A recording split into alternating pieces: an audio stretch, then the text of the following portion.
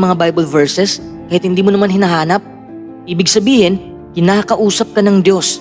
Huwag mong baliwalain ang sign na yan. Halimbawa, noong mga panahong na-admit ang mama ko, may nabasa akong Bible verse sa ospital mismo. Nagpapalakas yun sa akin. Hindi ko naman hinahanap yun. Nadaanan ko lang bigla. At iniisip ko yun na kasama ko ang Diyos sa mga oras na yon dahil ipinakita niya sa akin ang tekstong nakakapagpalakas ng aking emosyon. Number 2, gagamitin niya mga tao. Nararanasan mo na ba ito? Sa tuwing may problema ka, may mga taong nangangamusta o gustong kumausap sa'yo dahil ginamit sila ng Diyos para maibsan ang bigat sa dibdib mo. Minsan hindi man sa paraan na lalapit ang mga tao. Kasama na rin dito yung mga videos na napapanood mo sa social media na nakakapag-angat ng damdamin.